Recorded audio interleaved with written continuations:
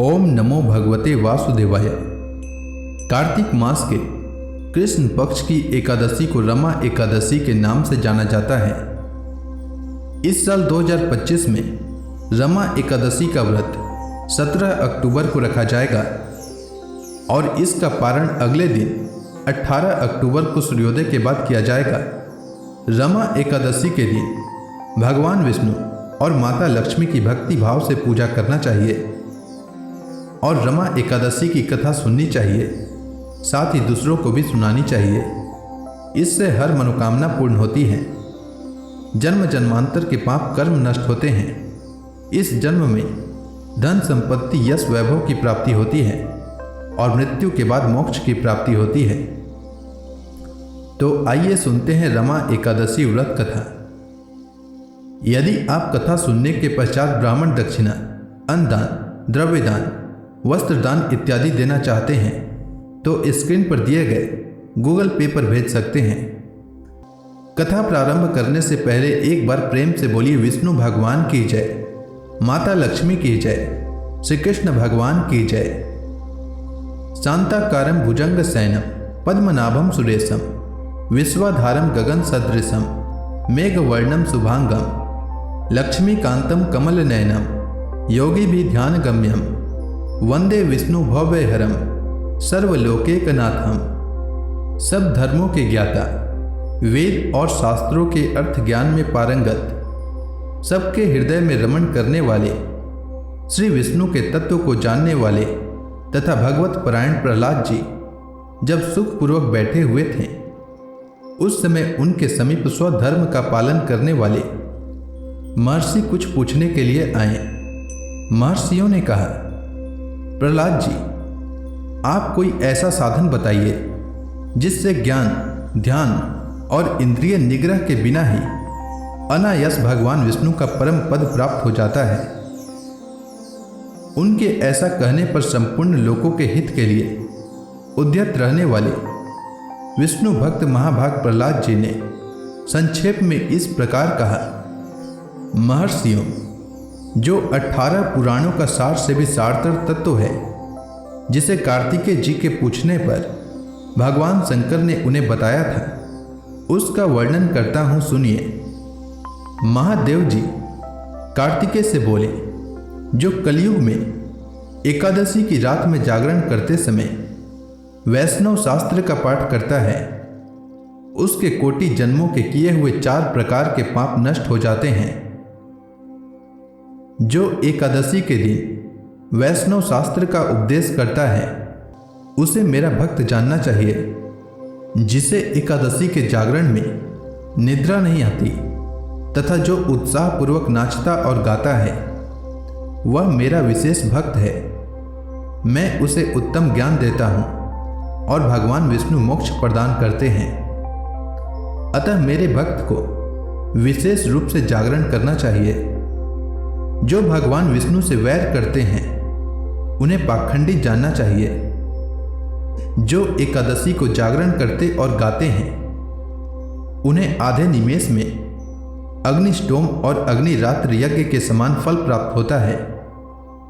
जो रात्रि जागरण में बारंबार भगवान विष्णु के मुखार विंद का दर्शन करते हैं उनको भी वही फल प्राप्त होता है। जो मानव द्वादशी तिथि को भगवान विष्णु के आगे जागरण करते हैं वे यमराज के पास से मुक्त हो जाते हैं। जो एकादशी को जागरण करते समय गीता शास्त्र से मनोविनोद करते हैं वे भी यमराज के बंधन से मुक्त हो जाते हैं। जो प्राण त्याग हो जाने पर भी एकादशी का जागरण नहीं छोड़ते वे धन्य और पुण्यात्मा हैं। जिनके वंश के लोग एकादशी की रात में जागरण करते हैं वे ही धन्य हैं। जिन्होंने एकादशी को जागरण किया है उन्होंने यज्ञ, दान, गया श्राद्ध और नित्य प्रयाग स्नान कर लिया। उन्हें सन्यासियों का पुण्य भी मिल गया और उनके द्वारा इष्टापूर्त कर्मों का भी भली भांति पालन हो गया। भगवान विष्णु के भक्त जागरण सहित एकादशी व्रत करते हैं, इसलिए वे मुझे सदा ही विशेष प्रिय हैं। जो एकादशी की रात में जागरण तथा ताल स्वर के साथ संगीत का आयोजन करता है, उसे महान पुण्य की प्राप्ति होती है। जो एकादशी के दिन ऋषियों द्वारा बनाए हुए दिव्य स्तोत्रों से ऋग्वेद, यजुर्वेद तथा सामवेद के वैष्णव मंत्रों से, संस्कृत और प्राकृत के अन्य स्तोत्रों से व गीत वाद्य आदि के द्वारा भगवान विष्णु को संतुष्ट करता है, उसे भगवान विष्णु भी परमानंद प्रदान करते हैं। जो एकादशी की रात में भगवान विष्णु के आगे वैष्णव भक्तों के समीप गीता और विष्णु सहस्त्र नाम का पाठ करता है, वह उस परम धाम में जाता है जहाँ साक्षात भगवान नारायण विराजमान हैं। जो श्रीहरि के समीप जागरण करते समय रात में दीपक जलाता है, उसका पुण्य 100 कल्पों से भी नष्ट नहीं होता। जो जागरण काल में मंजरी सहित तुलसी दल से भक्ति पूर्वक श्रीहरि का पूजन करता है, उनका पुनः इस संसार में जन्म नहीं होता। स्नान, चंदन, लेप, धूप, दीप, नैवेद्य और तांबूल, यह सब जागरण काल में भगवान को समर्पित किया जाए तो उससे अक्षय पुण्य प्राप्त होता है। कार्तिकेय, जो भक्त मेरा ध्यान करना चाहता है वह एकादशी की रात में श्रीहरि के समीप भक्ति पूर्वक जागरण करे। एकादशी के दिन जो लोग जागरण करते हैं उनके शरीर में इंद्रादि देवता आकर स्थित हो जाते हैं। जो जागरण काल में महाभारत का पाठ करते हैं वे उस परम धाम में जाते हैं जहाँ सन्यासी महात्मा जाया करते हैं। जो उस समय श्री रामचंद्र जी का चरित्र 10 कंठ वध पढ़ते हैं वे योग वेताओं की गति को प्राप्त होते हैं। जिन्होंने श्रीहरि के समीप जागरण किया है उन्होंने चारों वेदों का स्वाध्याय, देवताओं का पूजन, यज्ञों का अनुष्ठान तथा सब तीर्थों में स्नान कर लिया। श्री कृष्ण से बढ़कर कोई देवता नहीं है और एकादशी व्रत के समान दूसरा कोई व्रत नहीं है। जहाँ भागवत शास्त्र है, भगवान विष्णु के लिए जहाँ जागरण किया जाता है और जहाँ सालग्राम शिला स्थित है वहाँ साक्षात भगवान विष्णु उपस्थित होते हैं। रमा एकादशी व्रत कथा के अनुसार महाभारत काल की बात है। धर्मराज युधिष्ठिर ने कहा, हे श्री कृष्ण, अब आप मुझे कार्तिक माह के कृष्ण पक्ष की एकादशी की कथा सुनाइए। इस एकादशी का क्या नाम है तथा इसमें किस देवता का पूजन किया जाता है? इस एकादशी का व्रत करने से किस फल की प्राप्ति होती है? कृपा करके यह सब विधान पूर्वक कहिए। भगवान श्री कृष्ण ने कहा, हे युधिष्ठिर, कार्तिक माह के कृष्ण पक्ष की एकादशी का नाम रमा है। इसका व्रत करने से सभी पापों का शमन हो जाता है। इसकी कथा इस प्रकार है, ध्यान पूर्वक श्रवण करो। पौराणिक काल में मुचकुंद नाम का एक राजा राज्य करता था। इंद्र, वरुण, कुबेर, विभीषण आदि उसके मित्र थे। वह बड़ा सत्यवादी तथा विष्णु भक्त था। उसका राज्य बिल्कुल निष्कंटक था। उसकी चंद्रभागा नाम की एक कन्या थी जिसका विवाह उसने राजा चंद्रसेन के पुत्र शोभन से कर दिया। वह राजा एकादशी का व्रत बड़े ही नियम से करता था और उसके राज्य में सभी कठोरता से इस नियम का पालन करते थे। एक बार की बात है कि शोभन अपनी ससुराल आया हुआ था। वह कार्तिक का महीना था। उसी मास में महापुण्यदायिनी रमा एकादशी आ गई। इस दिन सभी व्रत रखते हैं। चंद्रभागा ने सोचा कि मेरे पति तो बड़े कमजोर हृदय के हैं, वे एकादशी का व्रत कैसे करेंगे, जबकि पिता के यहाँ तो सभी को व्रत करने की आज्ञा है। मेरा पति अगर राजा की आज्ञा मानेगा तो बहुत कष्ट पाएगा। चंद्रभागा को जिस बात का डर था वही हुआ। राजा ने आदेश जारी किया कि इस समय उनका दामाद राज्य में पधारा हुआ है, अतः सारी प्रजा विधान पूर्वक एकादशी का व्रत करे। जब दशमी आई तब राज्य में ढिंढोरा पीटा। उसे सुनकर शोभन अपनी पत्नी के पास गया और बोला, हे प्रिय, तुम मुझे कुछ उपाय बतलाओ, क्योंकि मैं उपवास नहीं कर सकता। यदि मैं उपवास करूंगा तो अवश्य ही मर जाऊंगा। पति की बात सुनकर चंद्रभागा ने कहा, हे स्वामी, मेरे पिता के राज्य में एकादशी के दिन कोई भी भोजन नहीं कर सकता। यहाँ तक कि हाथी, घोड़ा, ऊंट और पशु आदि भी तृण, अन्न और जल आदि ग्रहण नहीं करते। फिर भला मनुष्य कैसे भोजन कर सकते हैं?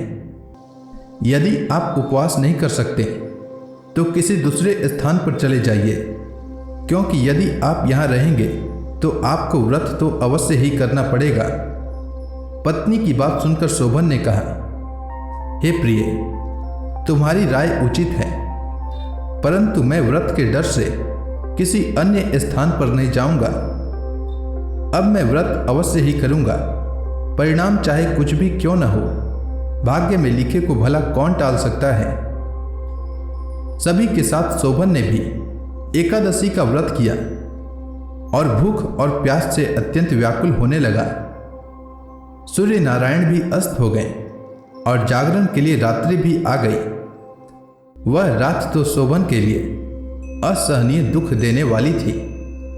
दूसरे दिन सूर्योदय होने से पूर्व ही भूख प्यास के कारण शोभन के प्राण पखेरु उड़ गए।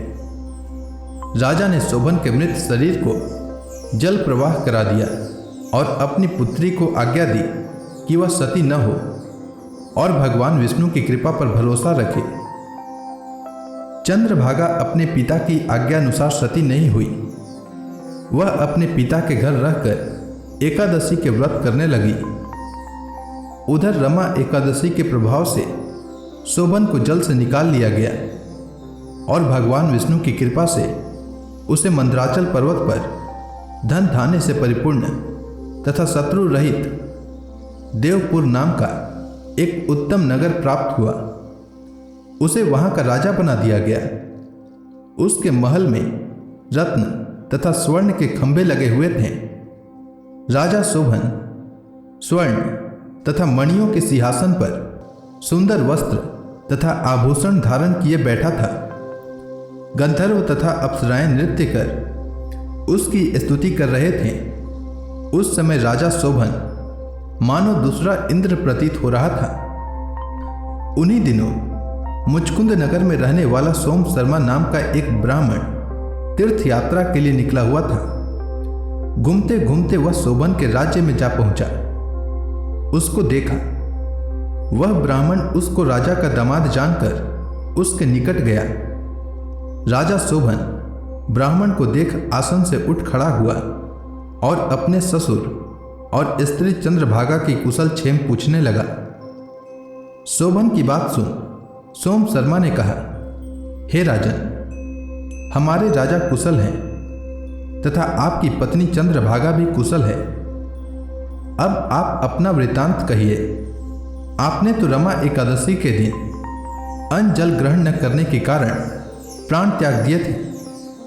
मुझे बड़ा विस्मय हो रहा है कि ऐसा विचित्र और सुंदर नगर, जिसको न तो मैंने कभी सुना और न कभी देखा है, आपको किस प्रकार प्राप्त हुआ। इस पर शोभन ने कहा, हे देव, यह सब कार्तिक माह के कृष्ण पक्ष की रमा एकादशी के व्रत का फल है। इसी से मुझे यह अनुपम नगर प्राप्त हुआ है, किंतु यह अस्थिर है। शोभन की बात सुन ब्राह्मण बोला, हे राजन, यह अस्थिर क्यों है और स्थिर किस प्रकार हो सकता है, सो आप मुझे समझाइए। यदि इसे स्थिर करने के लिए मैं कुछ कर सका तो वह उपाय मैं अवश्य करूंगा। राजा शोभन ने कहा, हे ब्राह्मण देव, मैंने यह व्रत विवश होकर तथा श्रद्धा रहित किया था। उसके प्रभाव से मुझे यह अस्थिर नगर प्राप्त हुआ है। परंतु यदि तुम इस वृतांत को राजा मुचकुंद की पुत्री चंद्रभागा से कहोगे तो वह इसको स्थिर बना सकती है। राजा शोभन की बात सुन ब्राह्मण अपने नगर को लौट आया और उसने चंद्रभागा से सारा वृतांत कह सुनाया। इस पर राजकन्या चंद्रभागा बोली, हे ब्राह्मण देव, आप क्या वह सब दृश्य प्रत्यक्ष देखकर आए हैं या अपना स्वप्न कह रहे हैं? चंद्रभागा की बात सुन ब्राह्मण बोला, हे राजकन्या, मैंने तेरे पति शोभन तथा उसके नगर को प्रत्यक्ष देखा है, किंतु वह नगर अस्थिर है। तू कोई ऐसा उपाय कर जिससे कि वह स्थिर हो जाए। ब्राह्मण की बात सुन चंद्रभागा बोली, हे ब्राह्मण देव, आप मुझे उस नगर में ले चलिए। मैं अपने पति को देखना चाहती हूँ। मैं अपने व्रत के प्रभाव से उस नगर को स्थिर बना दूंगी। चंद्रभागा के वचनों को सुनकर वह ब्राह्मण उसे मंदराचल पर्वत के पास वामदेव के आश्रम में ले गया। वामदेव ने उसकी कथा को सुनकर चंद्रभागा का मंत्रों से अभिषेक किया। चंद्रभागा मंत्रों तथा व्रत के प्रभाव से दिव्य देह धारण करके पति के पास चली गई। शोभन ने अपनी पत्नी चंद्रभागा को देखकर उससे प्रसन्नतापूर्वक आसन पर अपने पास बैठा लिया। चंद्रभागा ने कहा, हे स्वामी, अब आप मेरे पुण्य को सुनिए। जब मैं अपने पिता के घर में 8 वर्ष की थी, तब से ही मैं सविधि एकादशी का व्रत कर रही हूँ। उन्हीं व्रतों के प्रभाव से आपका यह नगर स्थिर हो जाएगा और सभी कर्मों से परिपूर्ण हो प्रलय के अंत तक स्थिर रहेगा। चंद्रभागा दिव्य स्वरूप धारण करके तथा दिव्य वस्त्रालंकारों से सजकर अपने पति के साथ सुखपूर्वक रहने लगी। हे युधिष्ठिर, यह मैंने रमा एकादशी का महात्म्य कहा है। जो मनुष्य रमा एकादशी के व्रत को करते हैं, उनके सभी पाप नष्ट हो जाते हैं। जो मनुष्य रमा एकादशी का महात्म्य सुनते हैं, वह अंत समय में विष्णु लोक को जाते हैं। तो प्रेम से बोलिए विष्णु भगवान की जय, भगवान श्री कृष्ण की जय।